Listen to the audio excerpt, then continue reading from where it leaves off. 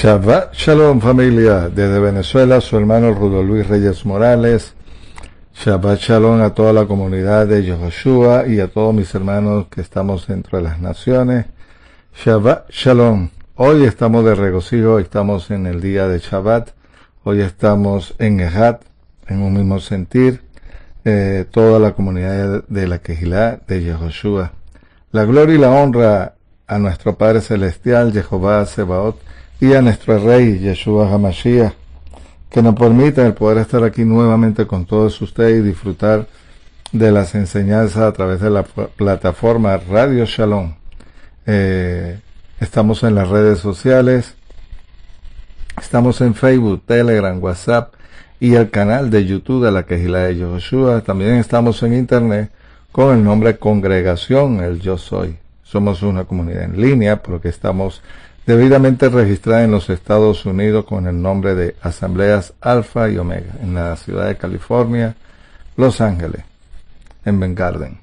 Quiero enviar un saludo a nuestro mentor de la Kehilá de Yehoshua, nuestro estimado amigo y amiga el Morearon Morales y su esposa la Mora Aracelis, y también al cuerpo de Morín de la Kehilá de Yehoshua, que también hacen su soporte y su granito de arena para poder estar toditos en Ejat, unidos en un mismo sentir, a través de la plataforma Radio Shalom. Saludos cordiales a nuestra hermana Blanca Rodríguez, que también está con nosotros haciendo su aporte de lo que es el ayuno y la oración. La gloria y la honra a nuestro Padre Celestial, como dije, la gloria y la honra a nuestro Rey Yeshua HaMashiach. Recuerde que estamos en la comunidad con el nombre de Asamblea Alfa y Omega y que bueno, como lo dije, estamos en línea a través de la plataforma Radio Shalom y por eso le doy la gloria y la honra a nuestro Padre Celestial y a nuestro Rey Yeshua HaMashiach. Vamos a comenzar la parashá y decimos Shema Israel, Jehová Eloheinu, Jehová Echad, Baruch Shem Kevod Malchuto Leolam Vaeh. Escucha Israel a Jehová tu Dios. Jehová es primero y bendito sea su nombre de su glorioso reino desde ahora y para siempre. Amén y amén. Hoy vamos a ver la parashá Tesap, ordena. Y eso está en el capítulo 6 del libro de Vaikra. Vamos a ver también Jeremías, capítulo 7, del verso 21 al 27. Tejilín, Salmos, capítulo 78. El Brit Hadashat, Marcos, el capítulo 12 del 28 al 34, vamos a ver el libro de Hechos, capítulo 5 también, el verso 1 al 4, y Colosenses, capítulo 3, del 3 al 9. Bien, el sistema que se encuentra en el tabernáculo que el Padre le diera al pueblo de Israel, pero sobre todo a la tribu de Levite, era que tenían que llevar una tarea a cabo, y era tratar de que la presencia, la gloria del Padre estuviera allí morando con ellos.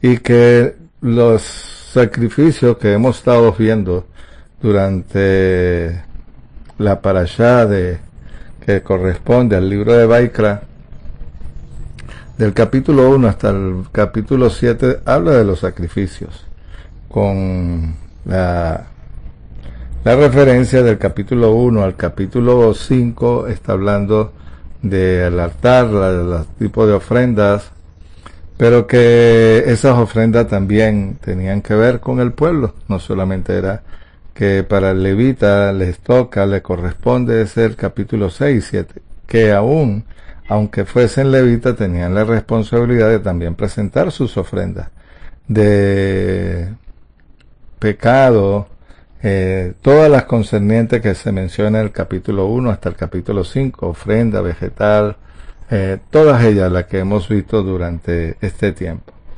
Pero que aquí ya está hablando del levita y el sacerdote. Fíjese que cuando uno va y revisa, nos damos cuenta de lo siguiente, que para la ofrenda que llevaba el pueblo normalmente ellos ponían las manos sobre la ofrenda, es decir, sobre el animal, y lo que llevaran para el altar, dependiendo de la pena que se le impusiera de acuerdo a su delito, por decirlo así, que había cometido en contra del Creador. Pero en el caso de los sacerdotes y levitas, ellos se les untaba en el pie y en la oreja derecha sangre. Y sin embargo, esa era la ofrenda que ellos podían comer de acuerdo a lo que se tenía permitido poder comer. No todas se comían, porque habían ofrendas que eran totalmente quemadas, como lo hemos visto a lo largo y ancho del libro de Levítico. Lo interesante ver aquí que lo que tiene que ver con la leña lo podemos ver en el libro de Éxodo también, cuando se le manda allá a Moisés que él debería, antes de entrar a la tierra prometida, le dan instrucciones precisas de este tipo de recursos, de recursos en cuanto a lo que tenía que llevar para el altar. Y fíjense, en el verso 31 en adelante, y tomarás el carnero, lo investidura, y lo cocerás con carne en el lugar santo. Aarón y sus hijos comerán de la carne del carnero y del pan que está en el canastillo de la entrada de la tienda de reunión. Comerás aquellas cosas de las cuales se hicieron expiación para llenar sus manos y consagrarlos, pero el extraño no comerá, porque son cosas sagradas. Eso tiene que ver para con ellos. Y dice, y sobre toda la carne, el pan de la investidura, hasta la mañana quemarás en el fuego sobre ella, no se quemará, porque está consagrada. Así pues Aarón y sus hijos, conforme a las cosas que yo te he ordenado durante 7 días, llenarás su mano.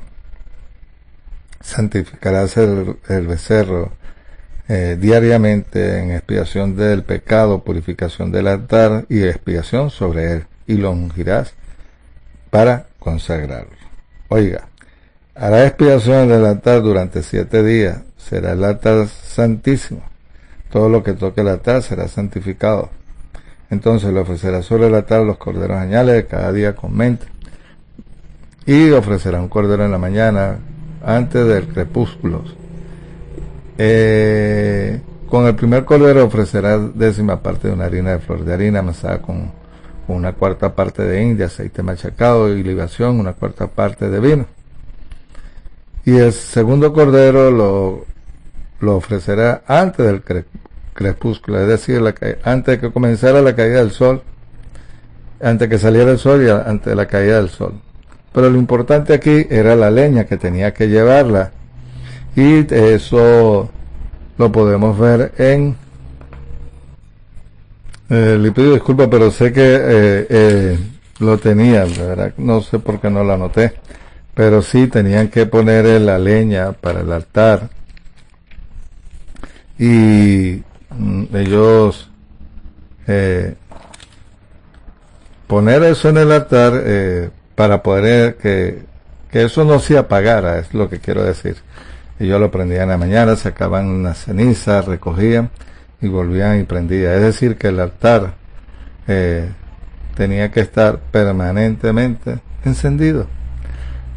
¿Por qué? Por dar a entender que el Padre, las ofrendas que se llevaran eran santas, consagradas, y había, por supuesto, expiación, lo que se llevara dependiendo de lo que hubiera. Pero en este caso, vuelvo y repito, era para los sacerdotes. De hecho, como lo dije, ellos podían comer de ellos. Eso lo podemos ver también inclusive en Éxodo capítulo 30 al 29, y el 29-31 también habla de que ellos podían comer de ellos.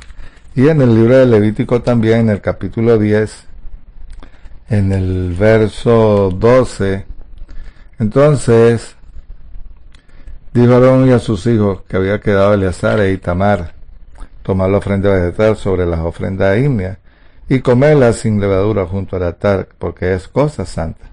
Lo comerás en el lugar santo, porque es estatuto y el estatuto de tus hijos, la ofrenda ígnea de Jehová, pues así ordenado.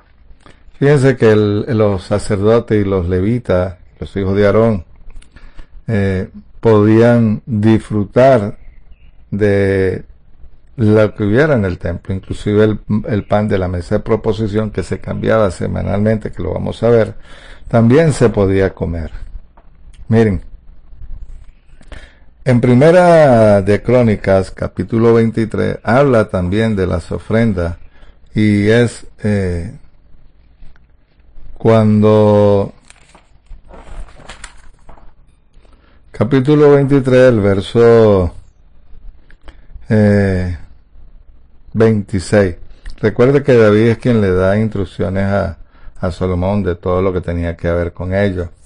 El utensilio, la leña, todo. Dice, además los levitas no tendrán que cargar más con el tabernáculo y todos los utensilios para su ministro. Esto ya no es el tabernáculo, esto es cuando estaba el templo. Así que conforme a las postreras palabras de David, los hijos de Leví fueron contados de 20 años para arriba, y estaban bajo la orden de los hijos de Aarón para ministrar en la casa de Jehová, en los atrios, en las cámaras, y en la purificación de todas las cosas consagradas, y además del ministerio de la casa de Jehová. Asimismo, pues, para los panes de la proposición, para la flor de harina, para el sacrificio, para las hojuelas sin levadura, para lo preparado en el sartén, para lo tostado, para toda medida de cuenta, y para asistir, oiga, cada mañana, todos los días, a dar gracias y tributar alabanza a Jehová, y asimismo por la tarde. El 31. Y para ofrecer los holocaustos todos los días, inclusive en el yom de reposo, los comienzos de mes, en las solemnidades señaladas según el fijado por la ordenanza que las prescribe continuamente delante de Jehová.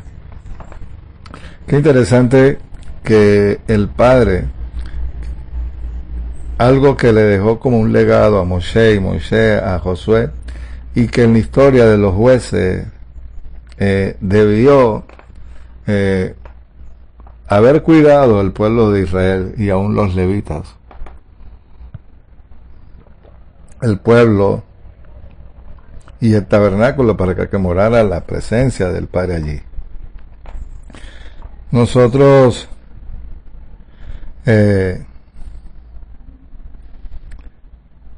miren, cuando se trata de pecado, y se trata, no es que quiera ponerlo y ponerme drástico.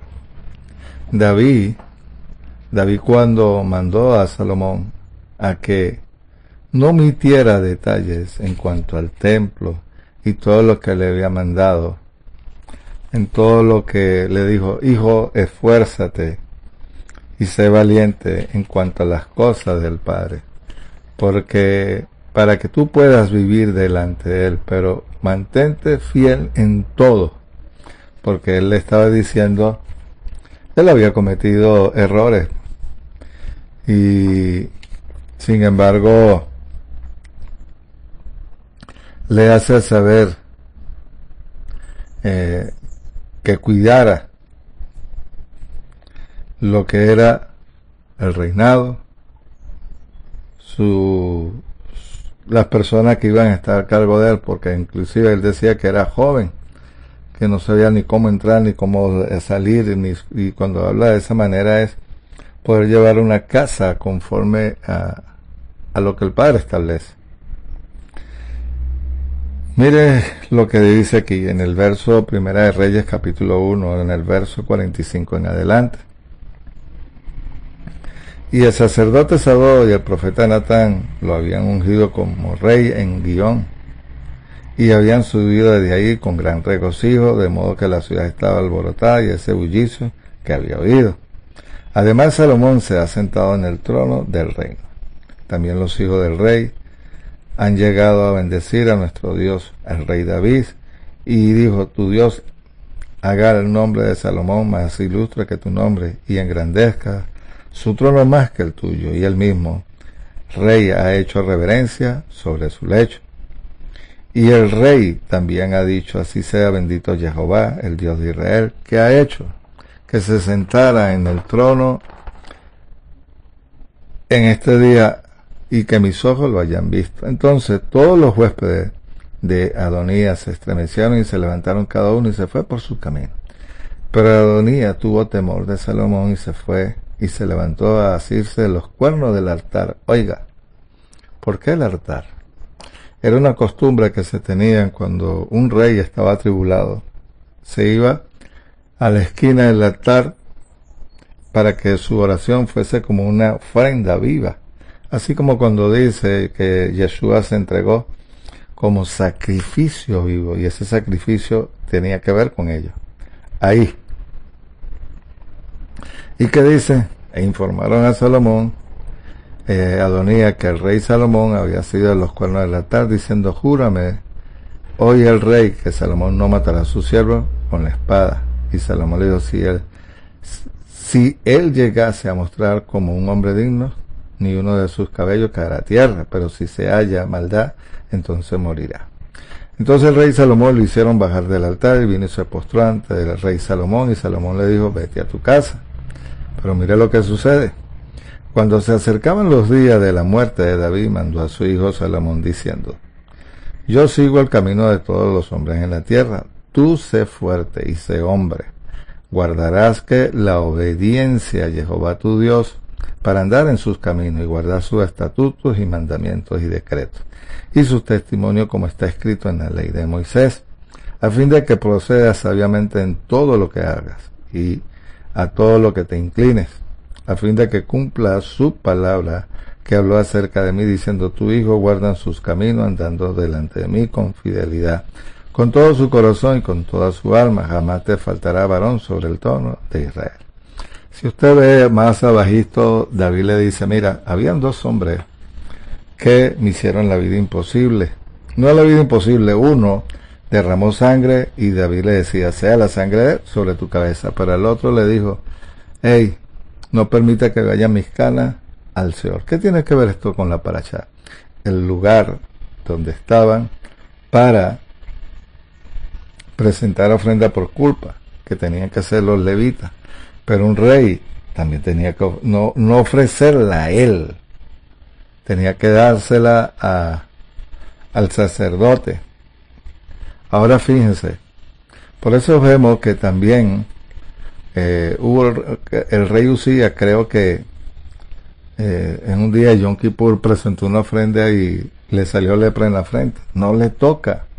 Como tal, es aquí el misterio de lo que es Melquisedec. Porque Abraham inclusive va y presenta una ofrenda ante él. Es el libro de Hebreos que nos va a resolver ello. Pero ya vamos para allá, ya vamos por aquí poco a poco. Entonces, si el rey David, en su lecho de muerte, pidió que no dejaran caer su cana al suelo, es decir, haz justicia.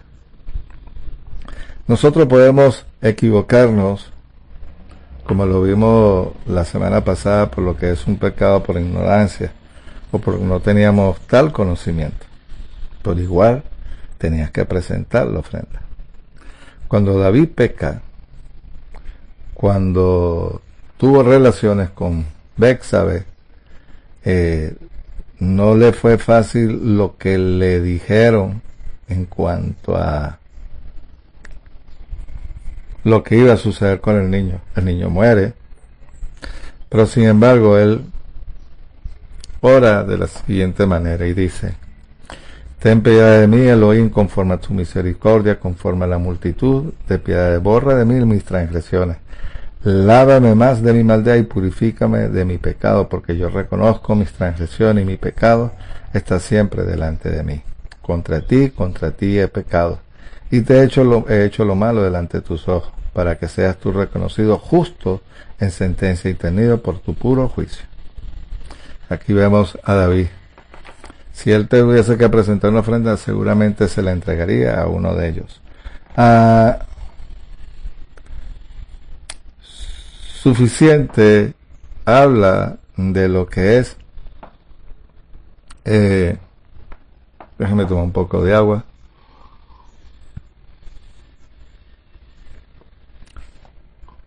De lo que era el templo como tal. En este caso el tabernáculo.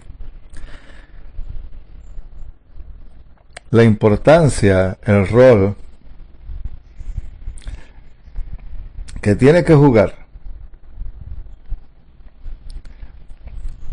el pueblo de Israel y el tabernáculo en común acuerdo, en Ejat,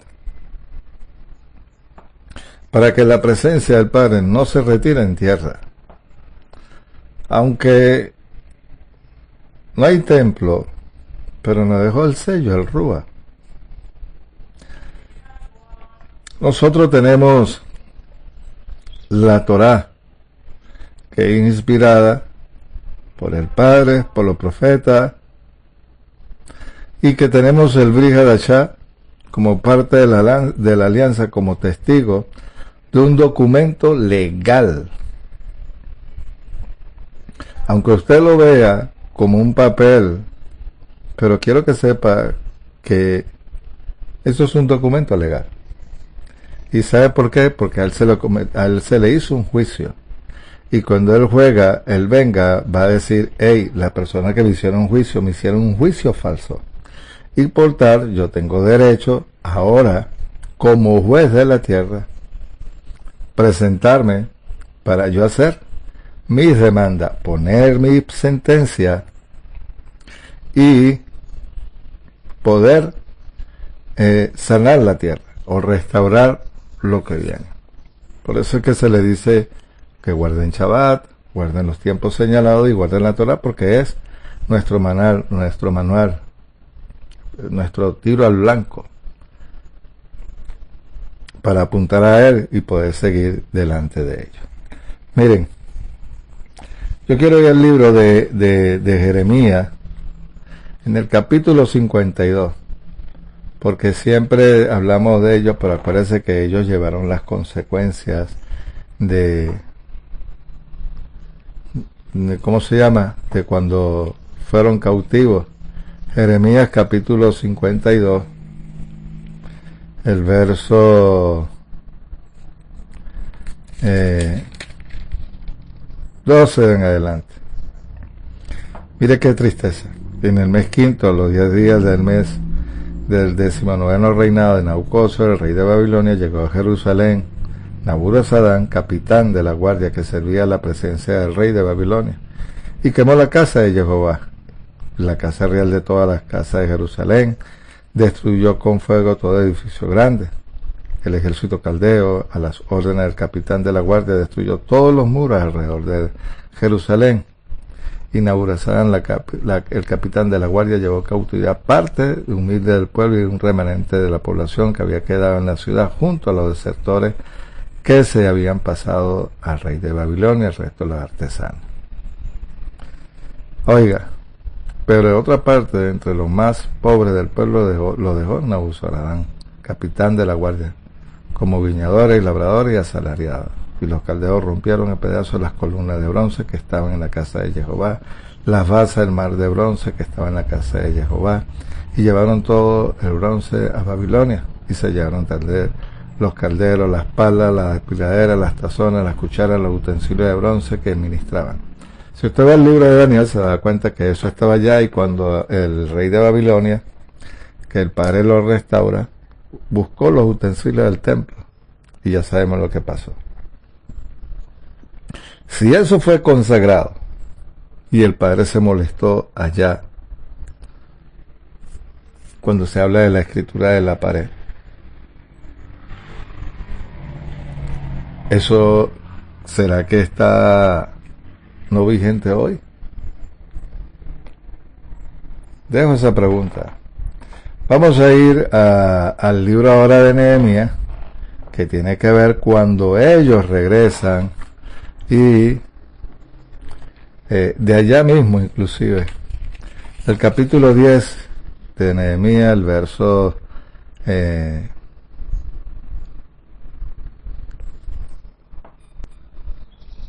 verso 29 del capítulo 10 de Nehemías. Y se unieron los hermanos, sus nobles, y acudieron a la promesa del juramento de andar la ley de Jehová, dada a Moisés, siervo de Jehová, y observar sus cumplimientos y los mandamientos de su Señor, así como decreto y estatuto. Y no daríamos nuestras hijas a los pueblos de la tierra que tomaríamos, sus hijas para nuestros hijos. Y que no les compraríamos en Shabbat los pueblos de la tierra que traían mercadería y cereales de todo tipo de vender en el día de Shabbat y en el día santo. Que dejaríamos descansar la tierra en el 7º año. Y en él remitiríamos toda la deuda. Es decir, en el tiempo de jubileo, deuda, pagar todo. Pero que también en el Shemitah se podía hacer parte. Pero en el 49 ya se sabe que se dejaba todo. Ahora el verso 32. Además nos impusimos la obligación de contribuir cada año en el tercio de un ciclo para el servicio a la casa de nuestro Dios, el pan de la proposición, la ofrenda continua, el holocausto perpetuo de los días de reposo, comienzo de mes y tiempo señalado, las consagraciones dadas por el pecado en expiación por Israel, y toda la obra de la casa de Dios, de Jehová nuestro Dios. E hicimos echar suerte entre los sacerdotes y levitas, el pueblo con respecto a la leña para la ofrenda, a fin de traerla para la casa de Jehová en nuestros días, según las casas paternas, en tiempos determinados de cada año, para quemar sobre el altar de Jehová nuestro Dios, como está escrito en la ley de Moisés. Ahí tienes la leña también. Miren, el Padre es celoso, créame. Vamos ahí al libro de Jeremías, que tiene que ir con la Parashat. Y otra cita que tengo aquí que quiero compartirla. Y quiero hablar de lo que es el misterio de Melquisedec. Muy poco, porque eso es un temazo. Créanme. En el capítulo 7, ellos llevan la leña al pueblo. ¿Pero la llevan para qué? Para ofrecérsele a otros dioses. Y esa es la molestia que tiene el Padre. Sin embargo, le dieron torta, hicieron todo, derraman libaciones, inclusive todo eso que hablaba Nehemías, lo que estaba el vino, todo lo que vimos inclusive que le mencioné de cuando David manda a Salomón que construya todo para el templo. Ahí habla de las ofrendas diarias también, de los días de Shabbat, comienzo de mes y tiempos señalados. Todo esto tiene que ver con ello, pero que sin embargo el Padre le dice, el verso 28, entonces le dirá esta a la nación que no escucha la voz de Jehová tu Dios, ni admite corrección, ya apareció la verdad y ha sido desterrada de su boca. Corta tus guedejes y échala de ti, levanta endechas sobre las alturas de Jehová, ha desechado y repudiado a la generación que ha sido objeto de su ira. Por cuanto los hijos de Judá han hecho lo malo ante mis ojos, Jehová ha puesto sus ídolos que han puesto su ídolo detestable en la casa sobre la cual ha invocado mi nombre para profanarla. Y han edificado lugares altos a Tofé en las valles de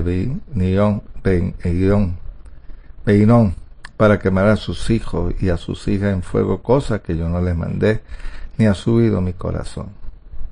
Por tanto, así dice Jehová, vendrán días que no será llamado más el valle de Tofé ni Beinón, sino el valle de la matanza, porque sepultarán en Tofé hasta no haber lugar. Aquí vemos la ira del Padre encendida con su pueblo porque habían hecho lo malo. En Marcos capítulo 12 dice lo siguiente, que tiene que ver con la parashá. Y eso está del 28 al 34. Y uno de los escribas oyó diciendo, y viendo que le respondió bien, se acercó y le preguntó, ¿cuál es el primer mandamiento de todos? Y respondió, oye Israel, a Jehová tu Dios, nuestro Señor es, amarás al Señor al Señor Dios con todo tu corazón y con toda tu alma y toda tu mente y toda su fuerza. Y el segundo, amarás a tu prójimo como a ti mismo, mayor que esto. Y no hay otro mandamiento. Y el escriba le dijo, maestro, bien dijiste la verdad. Uno solo es y no hay otro además de él. Y amarlo con todo su corazón y con toda su alma y entendimiento y la fuerza de amar a tu prójimo como a sí mismo. Vale más que todos los holocaustos y sacrificios. Y Yeshua, que había visto que le había respondido bien, le dijo, sensatamente le dijo, no estás lejos del reino de Dios. Y a ninguno ya se atrevía a preguntarle. ¿Por qué? Porque no solamente era presentar las ofrendas, el dar, sino que era hacer justicia. Eso es lo más importante, llevar y hacer justicia. Quiero ir al libro de Hebreos, porque en el libro de Hebreos está lo que es el sacerdocio eterno, que es en el capítulo 7, que habla de Melquisedec. Y cuando se habla del rey de justicia, él verá porque también era rey, pero que también presentaba ofrenda. Y presentar las ofrendas era presentarse delante del Padre. ¿Qué es lo que sucede? ¿Por qué el Padre hace una distinción? Y por eso hablé al principio de un rey que presentó una ofrenda y le salió lepra en la frente. ¿Y por qué a Yeshua se le compara con el orden de Melquisedec? La gran diferencia que hay, que Yeshua se ofreció, Melquisedec la presentaba. Y si usted ve el libro de Melquisedec, ¿y qué hacía Melquisedec? El orden de Melquisedec. Por eso es que a Abraham se le presenta las ofrendas. Hay una unión entre cielos y tierra. Y como no había un sacerdote, no había estado confirmada la nación de Israel, todavía estaba en sus lomos. Ni siquiera su hijo había nacido. Solamente estaba la promesa. Él le lleva la promesa a Melquisedec, el botín de guerra. ¿Para qué? Porque el padre reconocía que ese hombre vivía de acuerdo a la ley que existía para el momento. Porque si es rey de justicia, es porque había una ley. Y normalmente los reyes de la tierra se le pagaba un impuesto. Por eso es que usted ve que David, cuando ganaba guerra, ellos tenían que pagarle un impuesto. Y usted lo ve que David cobraba impuestos a todas esas naciones que le ganaba a su rey. Porque estaba diciendo, reconocen al Dios de Israel y al reino de Israel. No en vano. Por eso es que usted ve que el mundo musulmán cobra un impuesto. Pero es de vergüenza, es decir, para humillarte. Porque el impuesto es por encima del impuesto que es un estándar. Ellos cobran un 54%. Y eso ya es opresión y humillación. Cuando un rey le exige a una nación o un gobernante un impuesto más de lo debido, esa es opresión. Pero opresión para el empresario y opresión también para la nación. Roma también exigía impuestos. Y por eso vemos a Yeshua que también le dijo, da al César lo que es de César y de Dios lo que es de Dios. Porque ellos sabían que en el templo ellos tenían que pagar un impuesto y Yeshua inclusive le dijeron a cobrarle impuesto a él y a Pedro. Le dijo, Pedro, ve y saca del río un pez que tiene una moneda. Paga por ti y por mí. Hasta eso pagó Yeshua.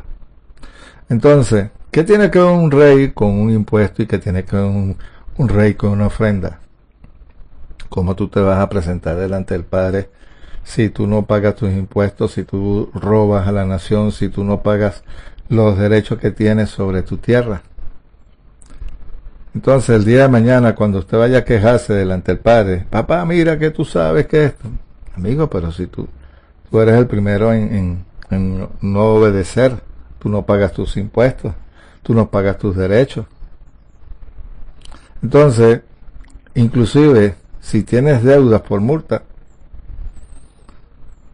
¿cómo? Entonces, si el Padre lo permitió para que funcionara la justicia, más Melquisedec, porque Melquisedec fue la persona que se presentó ante el Padre y le recibió las ofrendas. A Abraham, la comparación que se le dice en el Salmo, porque tú eres para siempre, en el orden de Melquisedec. Esas ofrendas que presentó Yeshua por su cuerpo, ese es el orden de que Melquisedec, no hubo ningún rey que muriera por nosotros y nuestros pecados. Por eso es que se dice que un sacerdocio eterno, a semejanza de la, ¿cómo se llama? Del orden de Melquisedec. Entonces, presentar las ofrendas, presentar su cuerpo en ese orden, era algo genial. Miren, yo quiero ir a... La semana pasada no pude leer los mandamientos que corresponden a la parashá, que es bueno saberlo, y le pido disculpas porque no la envié la semana pasada. En esta misma tenemos el mandamiento 131, que es performativo, que corresponde a Levítico 6, el verso 3, y tomarás la ceniza. Y el primero de los servicios diarios realizados en el templo fue la remoción de la ceniza. La ceniza del holocausto del día anterior tenía que ser retirada del altar. A la mañana siguiente el servicio se realizó en la madrugada. Todas las mañanas se echaban suertes sobre los Kohanim para determinar quién realizaría este servicio. El Kohen que ganaba este privilegio se sumergía en un mikvah que usaba prendas menos distinguidas que las que se usaban para el servicio, porque se consideraba inapropiado desechar la ceniza en la misma prenda usada en el servicio realizado dentro del templo. ¿Se da cuenta? Que es bueno, porque no sabíamos eso. La persona que tenía que retirar la ofrenda de la ceniza, perdón, lo que quedara el residuo de la ceniza, no era que se botaba, eso se utilizaban realmente, no era el de la vaca roja, perdón, para cuando se hacían ayunos, pero para desecharla tenía que cambiarse de vestimenta. ¿Se da cuenta? De las del templo. Luego se lavaba en el lavacro los pies y las manos, sosteniendo la olla plateada. El Cohen preparaba la parte superior del altar y empujaba la brasa hacia un lado. Juntaba las cenizas quemadas en el centro después de llenar la cacerola. El Cohen descendía del altar, volvía la cara hacia el norte y caminaba por el suelo hacia el lado este de la rampa, unos 10 codos, unos 15 pies aproximadamente.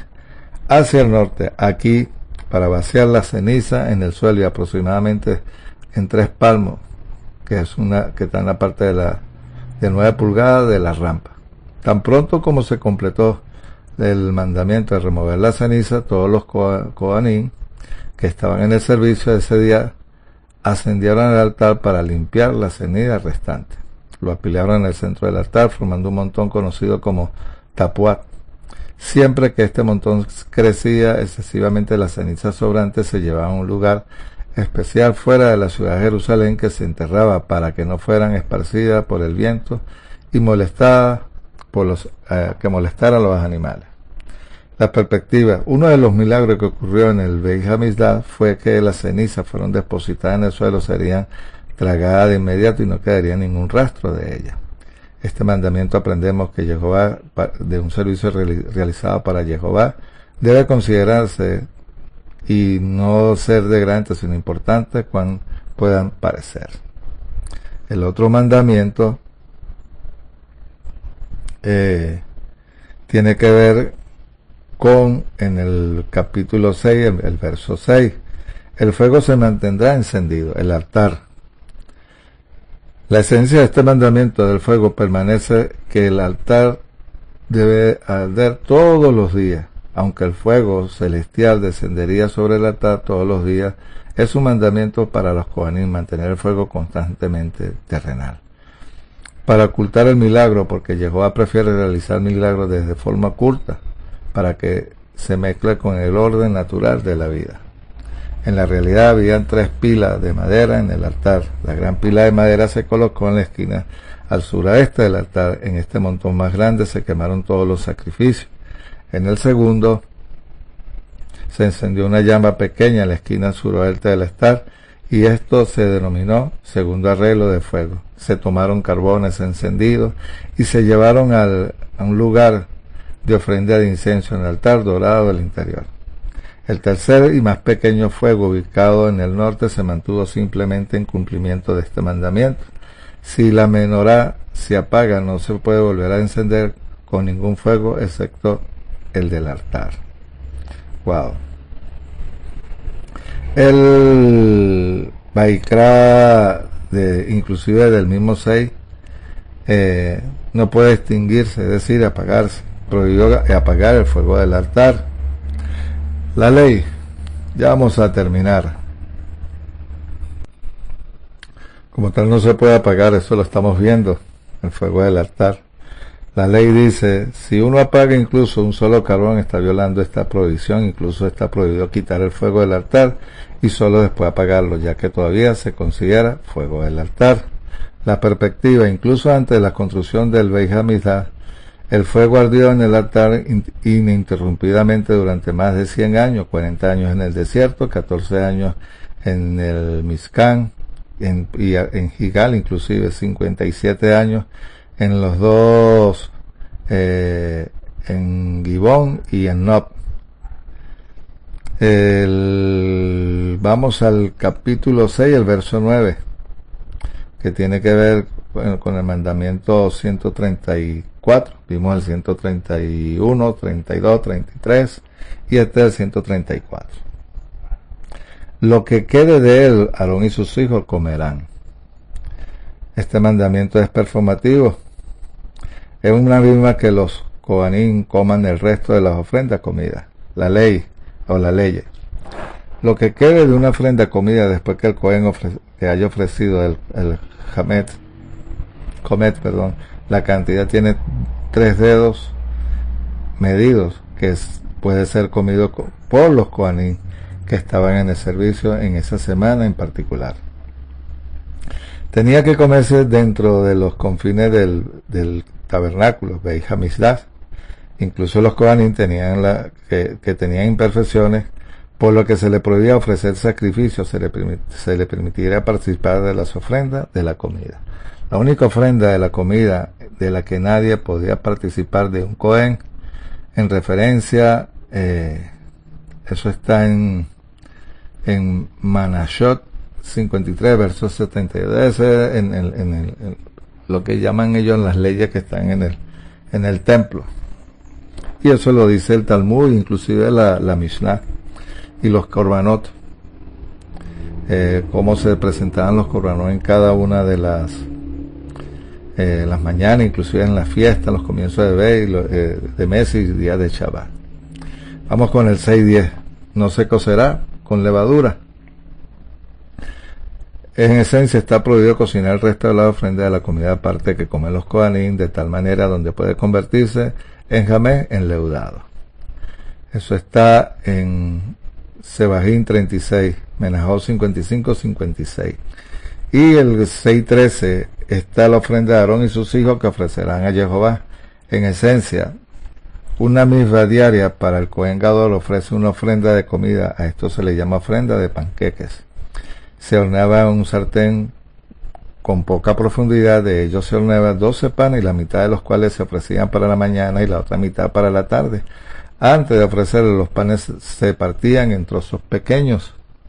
El Kohen ordinario tenía que traer la ofrenda sobre una vez, el primer día que la realizó en el servicio en el Beit HaMikdash. Esta ofrenda llamada Minjá Shinut, y se diferenciaba del Kohen Gadol, que el Kohen Gadol ordinario el gadol que era no ordinario de ordinariez, sino la ofrenda, que tampoco era ordinaria, sino que tiene que llevarla, presentarla, ¿verdad? En la mitad de la mañana y la otra mitad en la tarde. Eso lo podemos ver. Y terminamos con esta. Es un mandamiento performativo, en esencia, el 6:16. La ofrenda de comida de un cohen será completamente quemada, no será comida. Creo que era el que tenía que dejar el resto. Vamos a ver qué dice. Dado que el propósito de una ofrenda es despertar en el corazón de quien la trae, si el cohen gadol se le permite comer su ofrenda, su corazón no se excitaría adecuadamente por ello, porque podría parecerle que horneaba para su propio uso personal. Por lo tanto, se ordenó que se la quemara completamente y que nadie podía participar. Y terminamos con este sí. El 6:18. Esta es la ley de la expiación. En esencia, los Kohanim sacrificaban una ofrenda por el pecado de manera prescrita por la Torá. La ofrenda por el pecado solo podía presentar para expiar transgresiones que se habían cometido involuntariamente. Generalmente, una ofrenda por el pecado traída por un individuo o la comunidad entera era de un animal. Sin embargo, una persona pobre no podía pagar el precio del animal. Se le permitió ofrecer las palomas en su lugar. La ofrenda por el pecado sacrificada en el lado norte del altar exterior, la mayoría de los órganos e intestinos se quemaron en el altar. El resto del cuerpo animal se dividió entre los Kohanim. Solo los Kohanim varones se les permitió comer una ofrenda por el pecado en el patio del Beis Hamikdash, solos el mismo día y la noche siguiente hasta la mañana. Antes de que se permita a los Kohanim participar de la ofrenda, deberían de rociar 4 aspersiones de sangre en cada una de las 4 esquinas del altar. En la sangre restante se virtió en la base del sur del altar exterior. Esto es un mandamiento que está en el 121 y 122.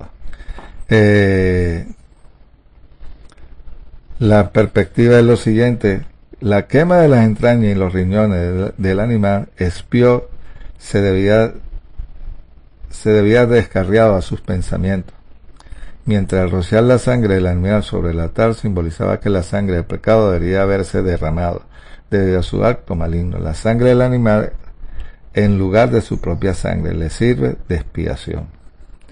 Bueno, familia, conocer esto de los mandamientos no está mal, porque uno tiene que conocer las ofrendas, inclusive todo lo que tenía que ver con el templo, la culpa, el pecado, no solamente del pueblo, sino la que también ellos mismos podrían llevar. Entonces, es interesante también conocer esto. El factor de la ofrenda lo podemos compartir la semana que viene. Bueno, familia, Shabbat Shalom, Lei Raot. Nos vemos las próximas semanas. Shabbat Shalom.